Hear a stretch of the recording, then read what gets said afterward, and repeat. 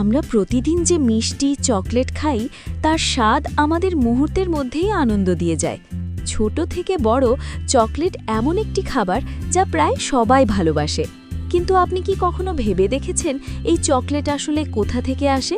কিভাবে একটি তেতো শক্ত বীজ ধীরে ধীরে পরিণত হয় মসৃণ, সুগন্ধি আর মুখে গলে যাওয়া চকলেটে? আজ আমরা ঢুকে পড়ব সেই অদেখা জগতে, চকলেট তৈরির পুরো প্রক্রিয়ার ভেতরে। এই গল্পের শুরু কোনো ফ্যাক্টরি থেকে নয়, শুরু হয় গ্রীষ্মমণ্ডলীয় অঞ্চলের সবুজ বনে, কোকো গাছ থেকে। আফ্রিকা, দক্ষিণ আমেরিকা এবং দক্ষিণ পূর্ব এশিয়ার কিছু অঞ্চলে এই কোকো গাছ জন্মায়। এই গাছের কাণ্ড থেকেই ঝুলে থাকে বড় বড় কোকো ফল, যেগুলোকে বলা হয় কোকোপড। দেখতে অনেকটা পেঁপের মতো হলেও এই ফলের ভেতরেই লুকিয়ে আছে চকলেটের আসল রহস্য।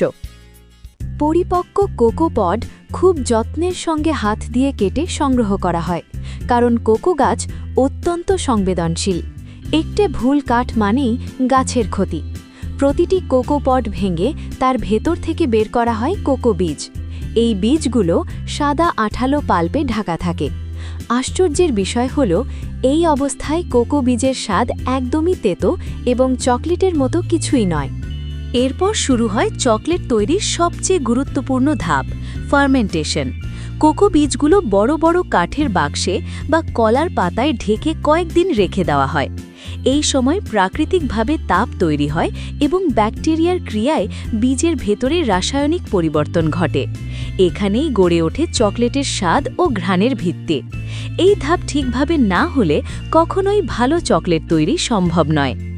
ফার্মেন্টেশন শেষ হলে কোকো বীজ শুকানোর জন্য রোদে ছড়িয়ে দেওয়া হয়। কয়েকদিন ধরে সূর্যের আলোতে ধীরে ধীরে শুকিয়ে বীজের আর্দ্রতা কমানো হয়।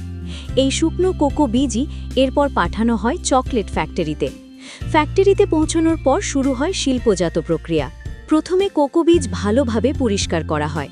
ধুলো, পাথর বা নষ্ট বীজ আলাদা করে ফেলা হয়।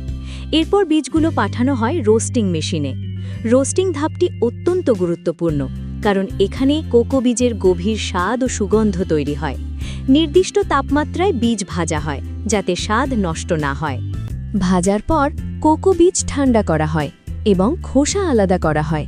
এই ধাপে বীজ ভেঙে ভেতরের অংশ আলাদা করা হয়, যাকে বলা হয় কোকো নিবস। এই নিবসই চকলেট তৈরির মূল উপাদান। এরপর কোকো নিবস পিষে ফেলা হয়।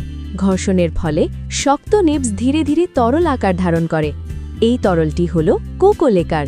নাম শুনে মদ মনে হলেও এতে কোনো অ্যালকোহল নেই, এটি সম্পূর্ণ প্রাকৃতিক কোকো পেস্ট।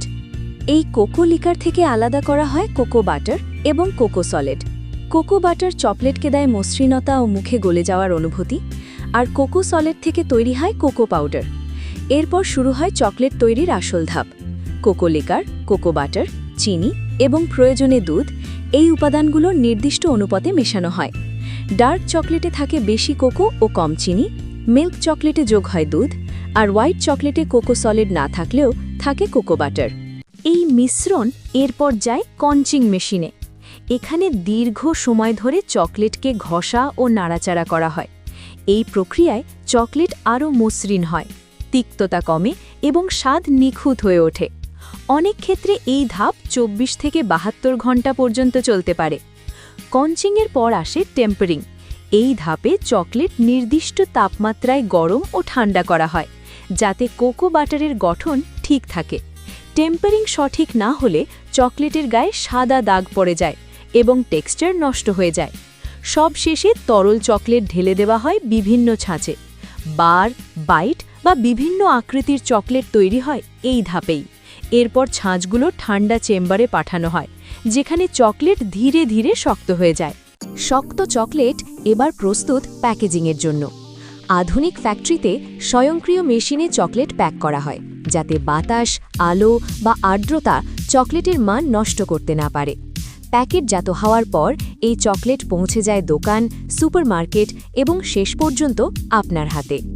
এইভাবেই একটি তেতো কোকো বীজ প্রকৃতি ও আধুনিক প্রযুক্তির সমন্বয়ে পেরিয়ে যায় অসংখ্য ধাপ, আর শেষ পর্যন্ত পরিণত হয় সেই মসৃণ মিষ্টি চকলেটে, যা আমরা সবাই ভালোবাসি। পরের বার যখন আপনি এক টুকরো চকলেট মুখে দেবেন তখন হয়তো মনে পড়বে এই ছোট্ট স্বাদের পেছনে লুকিয়ে আছে প্রকৃতি, সময়, শ্রম আর মানুষের নিখুঁত পরিকল্পনার এক অসাধারণ গল্প।